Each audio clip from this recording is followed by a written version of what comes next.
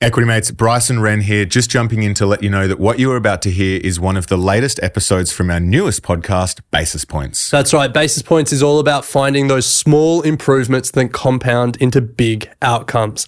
Now, the show is designed for financial advisors, and for any advisors listening, the episodes are eligible for CPD points. Head to the show notes or the YouTube description to find out how.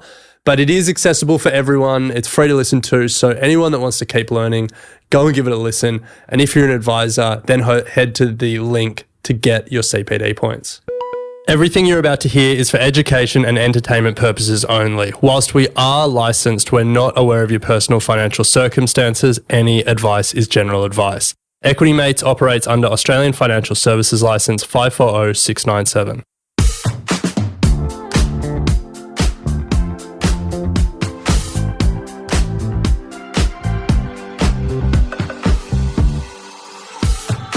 Diversification is one of the most used words when it comes to portfolio construction, but are most advisors getting it wrong? Our guest today thinks we can all get smarter when it comes to diversification. From Equity Mates, this is Basis Points, a show that helps advisors find small improvements that compound into big returns. I'm Bryce with my co-host Ren, and today we're asking the question, are advisors getting diversification wrong? Ren? Good to be with you. Good to be with you, Bryce. That is a big topic and I'm excited to unpack it. Lucky we have an expert to join us to talk through diversification and portfolio construction. Adam Bajcarz, he's the head of portfolio management at Apt Wealth. Yes. He's going to be taking us through it today. We would like to say a huge thank you to our three launch partners for Basis Points, Orbis, Milford Asset Management and SIBO. Without our partners, we wouldn't be able to keep this content free. So Bryce, with Adam today, we're going to cover portfolio construction and then portfolio management, how often Adam is looking at rebalancing, how much he's letting his winners run. Then we're going to talk about diversification, as you mentioned in your outline, and why Adam thinks a number of advisors are getting it wrong. And then to close it out, we're going to talk about assessing the manager. How does he determine which fund managers that come across his desk make it in to his company's model portfolios? So a big episode, and a reminder that this episode has been accredited by the Financial Advice Association of Australia for CPD points. After listening, go to the link in the show notes or the YouTube description to complete a short quiz and get your certificate. Love it. Well, let's get into it. Let's do it.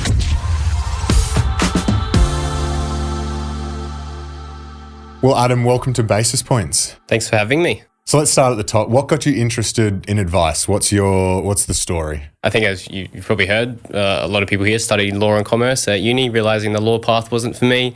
I think you've probably seen that's a familiar trend. Yeah. I did finish the degree, it was useful, but interested in markets. And so growing up in Adelaide, I was looking for a way into something in finance, learning about superannuation as a part-time job, realised it's a growing industry and something that someone always needs. So there's like a future career path. And so saw a job advertised as a paraplanner associate advisor and joined a boutique financial advice practice in Adelaide.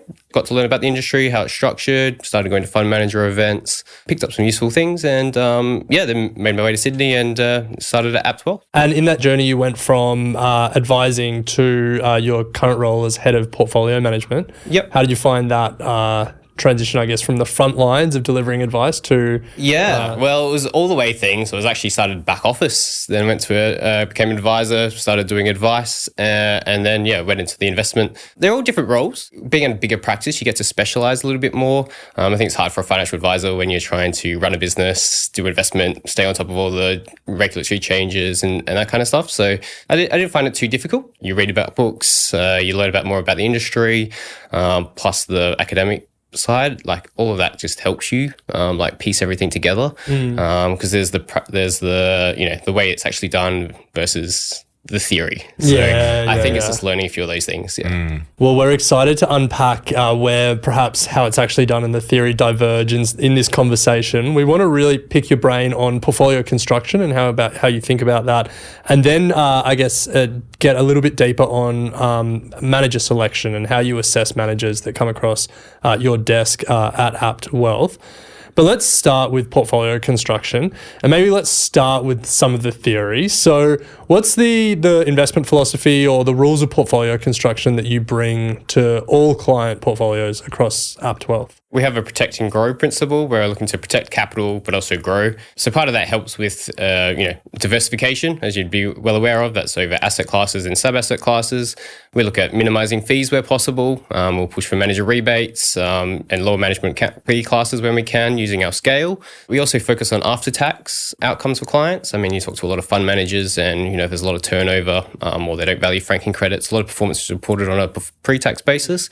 So taking all those kind of client considerations and see what is the actual take home after return to a client. So that's kind of our broad philosophy. It kind of dives down into the actual portfolio in a few different ways, both from an advisor perspective and from an investments perspective. So part of the advisor's perspective, like everything has to be transparent and easily explainable to clients. So this keeps them on the journey.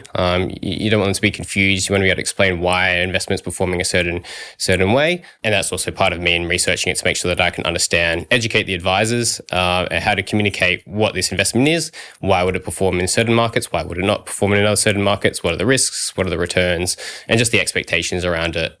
So they would be the broad principles. And then I can talk later on in terms of how it filters into the process. And so are there any kind of common portfolio construction rules that you often hear thrown around the industry that you think are just like wrong or I guess overemphasized? I think this is an interesting one. Diversification. I don't think it's actually explained very well in the industry, or it's like not practiced. So everyone talks about it, but let's say a client comes in, especially someone who has an investment property, a residential property, they own 4 bank shares. I see these portfolios all the time, and, especially coming from others, that sell themselves. I'm like, you're taking the same risk. On the other side, same with younger people. They might buy an NDQ, like a NASDAQ ETF, and then they own Google, Alphabet, NVIDIA, and I'm like, again, great, but you're diversified on principle. You got a number of investments, but you're taking a lot of the same risk. That is probably one part. And then probably more on an academic level with asset consultants and things. There's a whole part of looking for uncorrelated assets to reduce the volatility of a portfolio. But I think somewhat gets lost in that is to make sure that investment stacks up on its own to drive a total return. It's not there just to be uncorrelated with the other assets. It's actually serving a portfolio role where you're going to get a total return in 10 years that you're going to be happy with, not just because it's going to minimize the volatility of a portfolio. Yeah. The alpha matters. It's not just minimizing your beta. Exactly. What asset do you often see thrown in as an excuse for that? Oh, there's all kinds. Well, there's different strategies in terms of long, short, or market neutral. But then gold gets in there a lot. Perform extremely well. But you got to be able to rationalize that. Where do you know it's going to go tomorrow with clients? So it's just a lot of uncorrelated assets. Yeah, some of them do make sense, but just that broad reason for being in a portfolio when it doesn't make sense, it's just, I think it's overrated in the industry quite a bit. Yeah, very cool. So we're interested to understand how you approach, at a portfolio management level, you work with the team and you assess investment opportunities, across the market and I guess in a general sense for all clients. And then part of the job is to then fit those investment decisions and recommendations into specific client portfolios. So can you talk a little bit about how that process works, that handoff from your team to the advisors? Yeah, so there's probably a 3-step process. One is set at the practice level, and it's one where it's an annual process, and we're going through it right now. And this is setting how much you have in Australian equities, international equities. Essentially, you develop capital market assumptions. You're coming up with a forecast volatility and a correlation with all the other assets.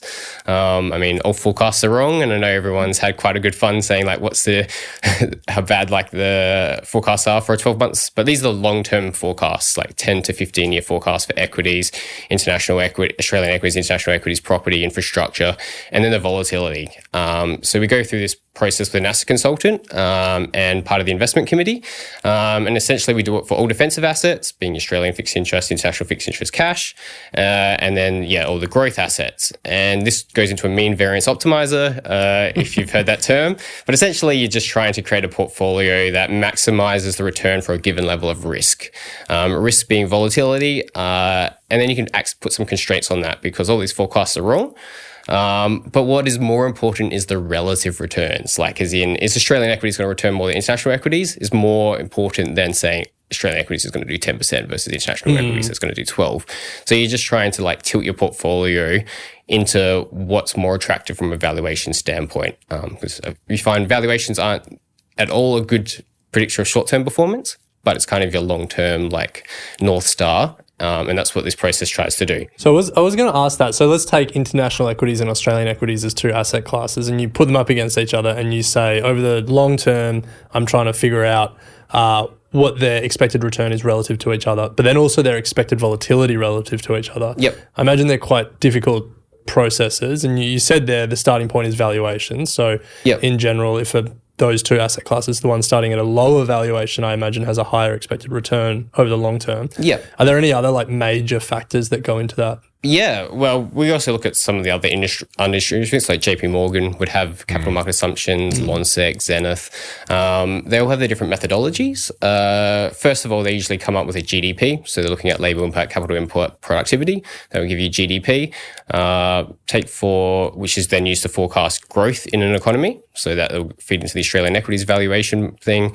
Looking at fixed interest, you'd look at starting bond yields, like yield to maturities and things like that. If it's starting at 4%, it's a lot better than 1%, looks more attractive. Where's the cash going to go? If it's at 3%, is that around the long-term averages? So you could use that as a ballpark, or was it at 0%?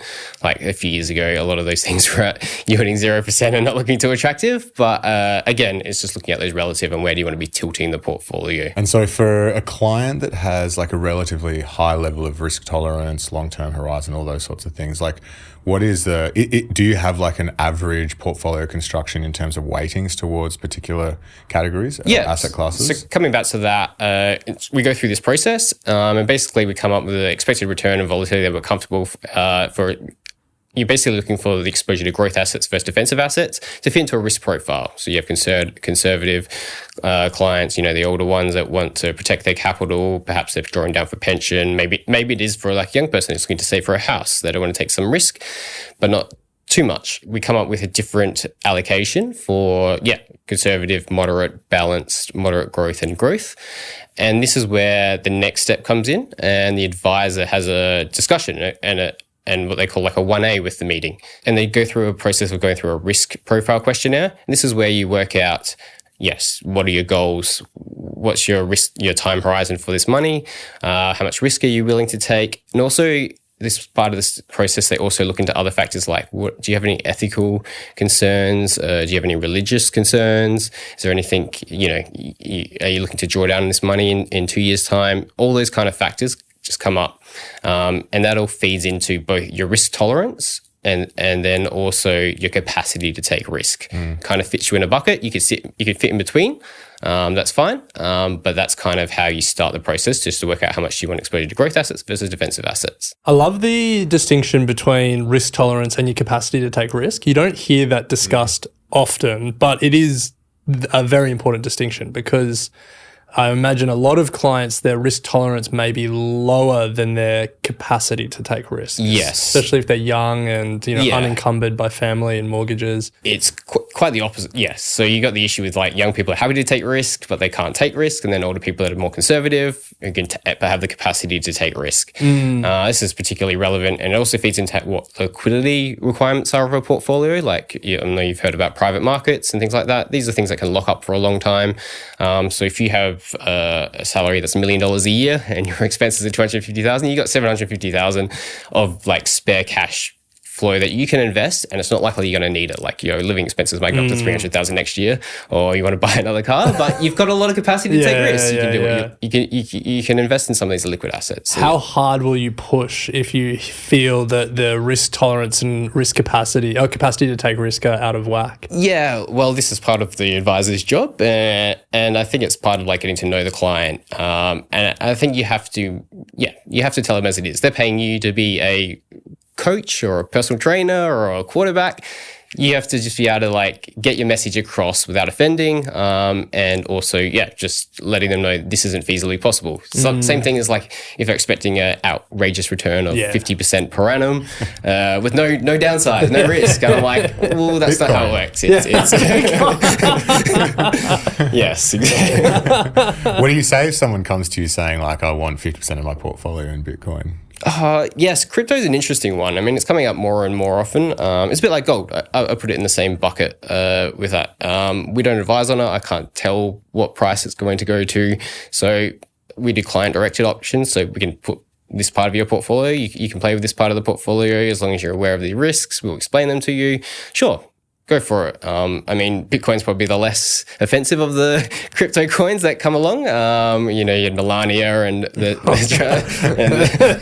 fart coin. Yes, just to start with, and that's just the last few weeks. So who knows what's going to come tomorrow? So we want to ask around rebalancing and how you think about that. Both, I guess, in terms of the frequency that you'll do portfolio reviews and rebalance, and also, do you have any rules or guides in terms of how out of balance you'll let a portfolio go, how far you'll let winners run? Yeah, we're well aware that you don't want to overtrade. You incur brokerage costs, you incur transaction costs, you incur tax. But at the same time, you don't want a client. It's a risk management tool. So you don't want people to be too overweight. A certain stock comes 90% of their portfolio, etc. So we monitor, we have managed accounts and model portfolios, but from an advisor perspective, every quarter they'll get a report with the client's risk profile and how far they are away from their growth defensive split. So that's one form. The second form is with the model portfolios and managed accounts that I manage. We look at all the weights, drift weights every day and every week, but we generally only have a formal rebalance every year. Okay. The one caveat to that is we do look at it. So if something does get out of whack during the year, we will act and rebalance portfolios. And this is probably more likely to happen in volatile periods. If it's just a steady year where it's slowly grinding up, everything's kind of moving together, no requirements. GFC event, COVID, a lot of things get out of whack in the portfolio. We'll do an out of cycle rebalance. Yeah. But as an annual rebalance is kind of where we stick to. So Adam, we want to talk about assessing managers as they come to you guys and how they fit into the portfolio. And I think that's a good place to start. Like, what is your philosophy when it comes to using managers in client portfolios? Yeah. So going back to that first step, how I said how much Australian equities we want, how much international equities, and then you've got the sub-asset allocation decisions. Do you want to go into small caps? Do you want to hedge? Do you want to unhedged? All those issues become part of the process. But let's say we're looking at international equities. We're agnostic to whether it's active, passive, smart beta, quantitative. We just want the best outcome for a client. This is the index. Maybe it's best just to go into the index. If that's the best solution for that asset class, we will do it. We generally try to create a list of all the options. I mean, there's lots of business development managers in the industry all trying to sell you things. Great. I will listen and hear your pitch. And you're kind of doing research all the time. But when we're looking for a new international equities manager, and I'll keep it active because that's kind of what requires more detail and more in depth. But we start with, we usually request an FSC or DDQ, which gives you a question. It's just like a questionnaire, standard questionnaire that gives you the answers to a lot of the questions about the people process around the organization. We'll then look to set up a meeting with the portfolio managers, and we go through what's like the 5 Ps. We don't explicitly say this, but it goes through philosophy, people, process, performance, and price. Each one of those has a separate set of questions, and it will differ for each manager. But like, take philosophy. What we're trying to get here is, what's your edge on the market? Why is this strategy going to work? Why wouldn't it work? Is it sustainable? Can it scale? It might work at 100 mil, might work at 50,000. Like, it's going to work at $2 billion. Like, we need to understand the strategy, how it works. So that's part of the philosophy. Part of the people, we want to understand who's the key decision makers. If there's a key decision maker, is the firm profitable? Process, you're looking with how repeatable is it? Did it work just in this part of the market? Does it work elsewhere? Has there been any changes to the process throughout the history? Like, it should have a long-term track record. Has that process changed through time? Then you're looking at performance. So this is part with the manager, and then we also use external analytics software to kind of look at upside capture, downside capture. Basically, how is it performed in different areas of the market? So we can see whether it's performed over the longer term, but maybe we can break it down into year. We can look at Sharpe ratios, like the risk-adjusted ratio. We can look at what upside downside capture is, like how much does it outperform or underperform in up markets versus how much does it underperform or outperform in down markets. So it kind of just lets us know where it fits in the portfolio if we're going to introduce that manager. And then finally on price, of course, we want the lowest price for clients, and we will push as high as we can to get the lowest price manager rebates, lower fee classes. And that process is ongoing. It's not a one set and forget. It's something we'll constantly revisit. Just because we've met a manager, passed out or things we're comfortable with it, we will follow it for a little while, get a bit of understanding. We set up alerts to the research houses. So, if anything is happening there that they're not telling us. There's also, reading stuff in the financial media. You might hear some, unfortunate as it is, a lot of that stuff, like if there's something happening in their personal lives, that can affect stock picking and things like that. So it's something you just have to be aware of and cognizant of. Just meeting the manager regularly, you can see changes in behavior, how they're acting. Maybe they're sending the analyst. Maybe we actually like to meet others in the team instead of just meeting that key PM. Are they saying the same thing? Is there any discrepancies? So this is more for an active manager where they're actually doing their own fundamental stock analysis. Slightly different processes if it's a quant fund. If it's a slightly different process, if it's just a passive vehicle, which is pretty straightforward, where we're just looking at some simple things. Nice. I like that 5 Ps. I reckon whether you're an advisor or whether you're just a individual investor, it's a good framework to start thinking about some of these things. Yes. There's a bunch of directions I could follow up, but one that really caught my ear as you were explaining it, on the people side, you said, is it just a single decision maker or is it decisions by committee? Yep. And I reckon the industry would be split on what they want to see there. There's probably some more stability with the committee making decisions there, but there's a certain love or affinity of a maverick stock picker that goes against the grain and makes big calls and gets them right. Yeah. Where do you sit on that divide, or like, I'm sure there's people that fit both categories. How do you? Yeah. So again, this is for a fundamental stock picking fund. There's a lot of literature on it, actually. There's a lot of studies. I think 3's been decided as the best, followed by 5. Oh, that's interesting. So Okay. Investment committee. Yeah. 5 decision makers. It's not something that we're going to just rule out. Yes, no, you have this many, you got to put someone on. But I guess that's just, you have to have someone that's be able to challenge the other person in the room, someone that's comfortable to do that. Unequal number obviously helps. Yeah. And then also making sure that, are they training analysts? Is there a team supporting it? There's others that have analyst teams of 100, and then there's others that have analyst teams of 5. There's nothing wrong or right. Some people systemize other things, but it's just something you got to understand. Who's the key decision makers? Because it's not just the stocks in. What weight does it go into the portfolio? When does it get sold? When does it get trimmed? All those factors. Bryce and I sit across the table from a number of fund managers, and over the past few years, the amount of times we've heard growth at a reasonable price, couldn't count. And you've sat across the table from many more fund managers than us, and I'm sure you've heard that many more times than us.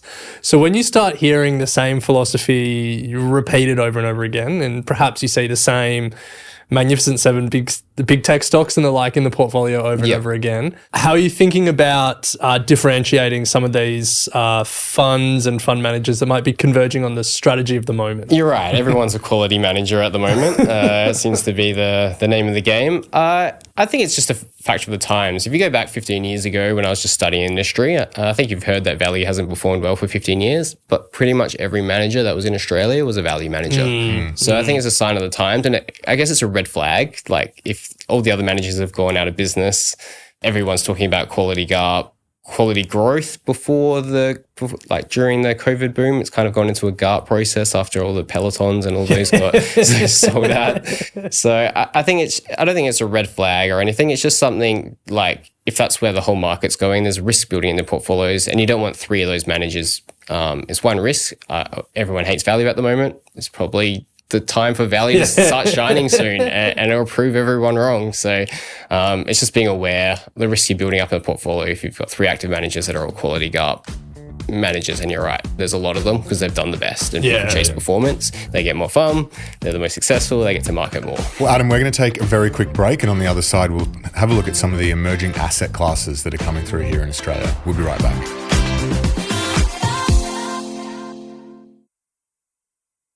Welcome back to Basis Points. We are here with Adam Bajcarz. He is Head of Portfolio Management at Apt Wealth. Now, Adam, what asset classes are you seeing emerge in Australia at the moment? I'm going to take this in 2 different directions, I think. One is private markets, which you've all heard about, everyone's talked about. I think there's a plethora of new funds coming to market at the moment, be it private equity, private credit. Some of these used to be just long lockups, so 10-year type funds. Now we're seeing that some of these are semi-liquid, so monthly liquid, more accessible. There's still $25,000 minimum, so still up there for some retail clients, but a lot more accessible than $250,000, $500,000. You can't touch your money for 10 to 12 years, maybe, if everything works out well. So I think that's a asset class that's growing. I think there's a lot of risk there in terms of private credit, especially, but there's also a lot of good managers there as well. But another area, which I think is probably different to what others would possibly say, is the rise of quantitative funds. Oh, nice. So there was a quant crash in 2007. A lot of them were, following the same kind of factors based on like Farmer French, those 5 factors and momentum. But I think there's a lot more of them. And if you look at them, they actually are outperforming quite consistently. Month in, month out, they kind of just chug out the returns. This is mainly in the equity space. You just saw Macquarie launch one that's zero fee, just performance fee. Oh, really? Pretty much. So they're putting the money where their mouth is. There's a lot of others in the industry. Didn't Magellan bought a chunk of one? Yes, Vinva is another one. There's Plato, there's Acadian, there's quite a few. A lot of them are more differentiated with different models now. They've got a lot more data. They're getting quite sophisticated now with the rise of AI, like large language models. You can pick up sentiment and broker reports. They can pick up all these different things. And when I think about when you're analyzing a active manager, usually you're looking for a process. And so if you can systemize that process, even part of the process, it doesn't have to be full quant. It could be part quant and then still a stock picker just to narrow it down. I think it's an interesting part, especially when this market's becoming more and more efficient or inefficient in certain areas. So let's say you get a quant fund that comes to present to you, and I'm not sure about your technical background, but I'm sure for most people in most industries, the engineering side of quantitative investing is probably beyond us. Yep. And also it's a notoriously secretive industry because they want to keep their proprietary research proprietary. How do you go about assessing someone that's highly technical and highly secretive? Yeah, as I said, transparency is a big focus of and being able to explain this to a client of how is it performing.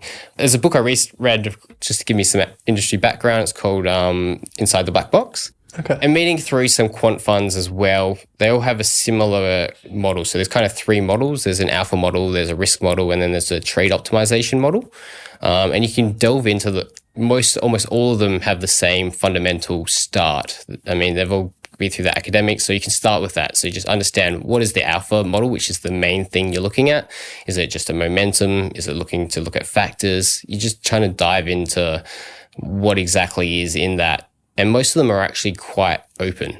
So when I say quant funds, there are quant funds, especially in private markets that I've heard of, that just set themselves. The owners don't even know how they trade or how they make money. Right. So there is literally those out there, and apparently people have lots of money in them. Wow. But what we like to see with these things is every signal has a fundamental rational economic basis. Okay, So that's kind of a green flag, like we can understand. So this thing is just looking for things where it's got insider buying. It's, there's fundamental reasons, like it's got growing free cash flows, brokers are positive on it. Things that have a fundamental economic reason as to why they'd go up versus down versus this algorithm is saying this will level long into this one asset or whatever. Yeah. We'll let it until it stops. We'll let it go until it stops working. Yeah, exactly. Well, that was the big concern when I first looked at these funds, and I did brush them off for quite a while, is because there were crashes in the past where I think you've heard like markets dropped like 5% and they go into a trading halt within like drops 5% in 5 minutes, and it's like the S&P 500, and you're like, what? Yeah. There are risks, but I believe they're more differentiated now. They've grown up. It's been 15 years. It's just something to keep an eye on,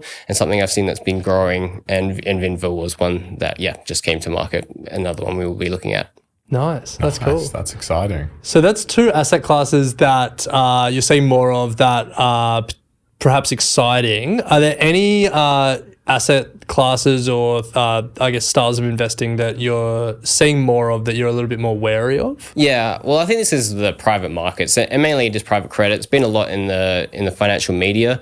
But the issue is that it's quite easy to set up a fund and go out there and start making loans. It's easy to write credits. If you can write a loan pretty easily. Getting paid back is the hard bit. And there's a fundamental reason why these exist, and there's a reason why that industry is growing up. The banks have basically been regulated out of those industries, and there's a reason why they're regulated out. There's risk there. A lot of them are development loans, construction loans. Nothing wrong with that. That needs to happen in the economy, but you need to be compensated for that risk. If I'm getting 8% for that, when I can get 7% in an investment grade bond, why am I taking the risk? I think there's just a risk reward compensation, especially when they get marketed to retail investors as a term deposit. Those things raise red flags with the regulators, raise red flags with me. So if I'm taking the risk, we want to be compensated, and then we want to know how they're going to get their money, how we're going to get our money back. What is there any collateral? What's the track record? I believe even the largest managers in this space, you're talking like the Apollos in the US, they didn't go through the GFC. They were set up in 2010. Yeah. So there are very few that have been, we went through COVID, but that was over in 6 months. Rates were cut. We haven't been in a long grinding recession for a long time.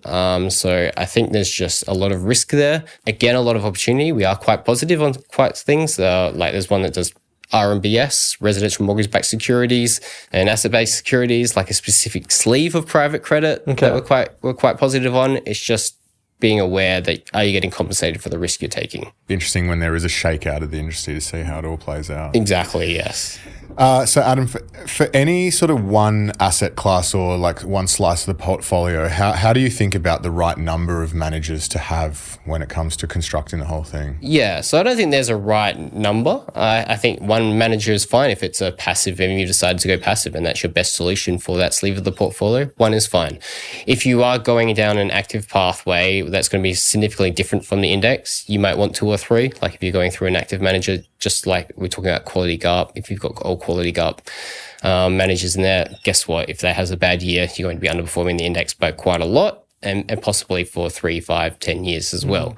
You have to be able to explain that to a client. Most of them aren't usually benchmarking against the index, but it's a way we assess each sleeve of our portfolio as well. We actually break it down.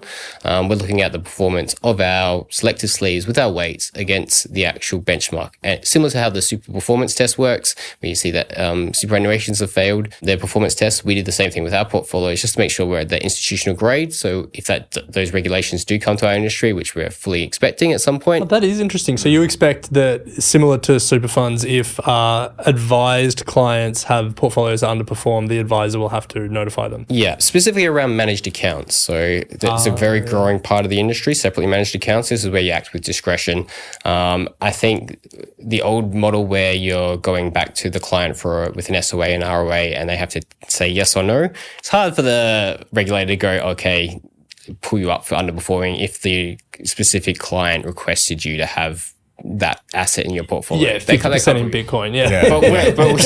Exactly. But if it's a managed account where you have full discretion, I think it's something that will happen eventually, especially considering just how much focus there is in the industry. I mean, you saw just yesterday GDG look to acquire Evidentia, one of the big asset consultants that focuses on managed accounts in the industry. Everyone can see the opportunity here. It creates a lot of efficiencies in advisor practices. You can serve more clients when cost is a big focus. So once this pool gets big enough, this fund, like it's expected to grow into the billions, I can't see the regulator sitting down and saying no. I think AFR's headline was GDG targets $1 trillion opportunity or something like that. So it's like, come on, calm down. Slightly overhyped, but again, 5-10 years down the track. But the AFR would never overhype anything, would they? Never. I think it's a good thing because I've said it on the show before, but like I've spoken to advisors and asked them this question, like what do you benchmark against for your clients? And they said, we don't, because at the end of the day, if we're achieving the goals set out for the client, then that's our role, which is tick. Mm-hmm. But I kind of find that's a little bit like it should the best interest should be to do the maximum amount with that money and hit the goals. Yeah, you should try and overachieve. It's like, yeah, and it's just like, and if you can't do that, then you should be advising, hey, we're not actually good enough to do even the benchmark, so we're just going to put you in the index. In the index, essentially, yeah. But that's exactly what you're doing. I think part of meeting the goal is like, I mean, if you need $1 million in 12 months' time to buy a house, you've got $900,000 in cash, you're going to save $100,000. You're probably not going to go invest that somewhere. That is meeting a goal. Yeah. I get that part. But yeah. On the investment side. On the investment side. But yeah, like, if it's like, come on. If you're in an underperforming fund for 10, 15 years, disaster. You need to do something. Best interest in the client. The client should be pulling it up on you. If it's not, the regulators, I think, should be stepping in. And I think the industry's got a lot better there, but there's always work to be done. I guess it's hard for the client to pull up the advisor if the advisor is not every year saying this is how we did versus what you could have had if we did nothing. No, that's what I mean. Because then the clients, maybe they're not the ones doing that research themselves. Exactly. I mean, there's also, you get the pros and cons of this, because let's say equity markets fall 30% and you might have outperformed, you might have only fallen 20%. Sure. The client's going to blame you. Yeah. The client doesn't care about the benchmark. Versus on the other upside. So there is give and take there, but yes, 100%, especially if it's going more like if our active managers are underperforming over 3 to 5 years, not 12 months, anything can happen. 3 to 5 years, starting to get to question mark 7, I'm sorry, there's something fundamentally wrong with the process. Markets do change as well. Where active used to work in a market, it might not work in the future. There's fundamental reasons why some indexes are bad versus others, like small caps you've probably heard of. Active managers, the small cap ordinaries index is a horrible index. I think you can probably throw darts at the index and probably have a good chance of outperforming, because it's where the large companies go to die and all the small cap developers. So we looked up, I'm not going to get it in front of me, but we looked up the Aussie small cap index, one of the ETFs that tracks it. And over the last 10 years, it had returned like 3% a year. Yeah. It's a horrible index, which also makes it hard when I come up with those cap market assumptions that were coming up before. Like if it's a tattoo asset allocation decision to go into small companies, but what do you use as the index? So you're kind of using like 4% above what the small ordinaries does, just because that's what an active manager usually performs. So if you're not delivering that, then you're pretty much, if you're delivering that, you're probably, middle of the pack. If you're underperforming the small ordinaries index, wow. You're in trouble. If I ever wanted to launch a fund, it would be Aussie Smalls, and I'd benchmark myself to the index and have a nice performance fee. Exactly, yes. And I probably wouldn't pass your asset test screening then. No. So Adam, we want to close this conversation with a couple of questions around lessons for young advisors, for people who are building their career and trying to take the next step in the industry. So is there a particular piece of conventional wisdom that's often thrown around in the advice industry that you think is incorrect? Yeah, it's more a feeling that, especially for younger advisors, that you have to be an expert in every single thing. 100% you should know your basics, but you don't have to be an investment guru to do this. Most of the times you have clients coming for you to help structure the affairs. The investment piece, you can come later. There's a lot more an advisor can do. I see them as a quarterback. Like they can look at your personal insurance, you're a mortgage broker, they can look at your estate planning. You don't have to be an expert on any of these factors. There's experts in the industry, especially when you have a larger firm that has the resources and specialists. We have specialist insurance advisors, so they can know the ins and outs of all life TPD and all the different types of cover there are. And then we have wealth advisors that just focus on wealth management, super contributions. We have some that focus on the aged care space, the Centrelink. It's a lot of technical stuff. You should get a basic understanding. Don't feel like you have to be an expert in all of that on day one. Be confident. Nice. Yeah, I like that. Nice. And if you could share one piece of advice to every young advisor out there at the moment, what would it be? It's easy to pass the qualifications and do your professional year, go out and advise. You might not be a good advisor at that point though. As I said, you have to communicate, you have to be able to relate to different clients, different age groups. So what I think would be useful is to sit down with different advisors, sit in on their meetings, see how they approach different situations, how they approach different clients, just to see and work out what works for you. Don't just try and copy someone else's process, because at the end of the day, you're dealing with human beings. This is why the part of the process that you can't turn into a robo-advice part, this is why they're coming to see you. Take the time to become a great advisor, not just a good advisor. Nice. Love that. Well, Adam, we've certainly learned a lot in this discussion. Thank you so much for coming on. It was a real pleasure chatting to you. Thank you for the advice to the younger advisors who are thinking about getting into the industry or perhaps early days. So we really appreciate it. Thanks so much. Thanks for having me. Well, that's it from us for this episode of Basis Points. We want to say a massive thank you to our launch partners, without whom we wouldn't have been able to make this show. Thanks to Orbis, to Milford Asset Management, and to SIBO. And Ren, a reminder that this episode is accredited by the Financial Advice Association of Australia for CPD points. If you head to a link in the show notes, you can complete a short quiz and get your certificate. We'll pick it up next episode. Sounds good. You have been listening to an Equity Mates Media production. In the spirit of reconciliation, Equity Mates Media acknowledges the traditional custodians of country throughout Australia and their connections to land, sea and community. We pay our respects to their elders past and present and extend that respect to all Aboriginal and Torres Strait Islander peoples today.